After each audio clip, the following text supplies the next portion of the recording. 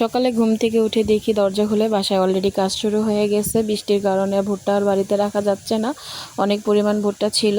তার নানা হঠাৎ করে ডিসিশন নিয়েই নিছে ভুট্টা বিক্রি করে দিবে, যেই দামে আসুক না কেন। বাড়ির সবসময় ছোট ছেলেরা কাজ কমই করে থাকে, বড় ছেলেদের উপর সবসময় কাজের চাপটা বেশিই থাকে।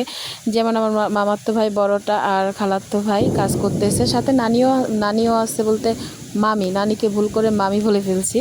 আসসালামু আলাইকুম বন্ধুরা, welcome to Salma Ruhul YouTube চ্যানেলের পক্ষ থেকে সবাইকে অনেক স্বাগতম। আশা করি আমার ইউটিউব চ্যানেলটি আপনারা সাবস্ক্রাইব করবেন আর অবশ্যই আমার ভিডিওটা শুরু থেকে শেষ পর্যন্ত দেখবেন। গ্রামে বাড়িতে চলে আসছি নানার বাড়িতে ঈদ করার জন্য। আর ভিডিওটি সালমা রুহুল ইউটিউব চ্যানেল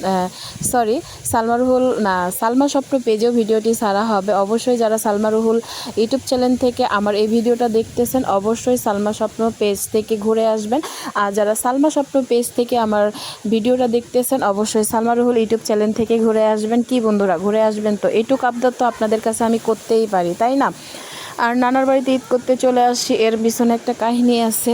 সবার জীবনে তো আর সব কিছু সহ্য হয় না, সবাই তো আর সংসার ঘর বাড়ি কিছুই পায় না। ঢাকা শহরে যাযাবরের মতো ভাড়া বাসায় থাকার থেকে বেহায়ার মতো নির্লজ্জের মতো নানুর বাড়িতে চলে আসছে। আমি যখন ভিডিওতে ভয়েস দিচ্ছি, খোলা আকাশের নিচে অতিরিক্ত বাতাস, বৃষ্টির মধ্যে ভয়েসটা দেওয়া হচ্ছে ছাতি মাথায় নিয়ে। দেখেন বন্ধুরা, আপনাদের জন্য কত কষ্ট করতেছি, ভিউজদের জন্য কত কষ্ট করতেছি। দেশ এবং দেশের বাইরে থেকে যারা ভিডিওটা দেখতেছেন অবশ্যই আমাকে সাপোর্ট করবেন আর ভিডিওটা শুরু থেকে শেষ পর্যন্ত দেখে যাবেন। সুন্দর একটা গঠনমূলক কমেন্ট করবেন। গ্রামে যারা আছে, ঠাকুরগাঁ থেকে আমি ভিডিওটা শ্যুট করতেছি উত্তরবঙ্গে। তো অনেকে ঠাকুরগাঁ ডিস্ট্রিক্ট চিনবেন না, যারা চিনে থাকেন অবশ্যই তারা চিনবেন। ঠাকুরগাঁ অলরেডি কাল বৈশাখী ঝড় শুরু হয়ে গেছে। আর এই কাজকর্ম থেকে আমি অনেক দিন আগেই চলে গেছি। এই কাজগুলো অ্যাকচুয়ালি আমি করতেই পারি না, তো বসে বসে ভিডিও করতেছিলাম, ভাবলাম আপনাদের সাথে শেয়ার করি বন্ধুরা।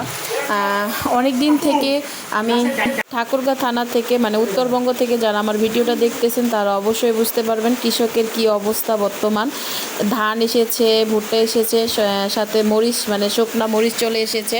বৃষ্টির কারণে সব কিছু নষ্ট হয়ে যাচ্ছে। আর আমার নানা খুব কম দামে ভুট্টাটা ছেড়ে দিল, কারণ ভুট্টাগুলো শুকায় রাখতে হবে। তো ভুট্টাগুলো শুকানো তো সম্ভব না, প্রচুর পরিমাণ বৃষ্টি হচ্ছে। আর বাসায় সামনে যেহেতু ঈদ, অনেক মেহমান আসবে, এর জন্য বাড়ি খালি করে ফেলতেছে ভুট্টা বিক্রি করে।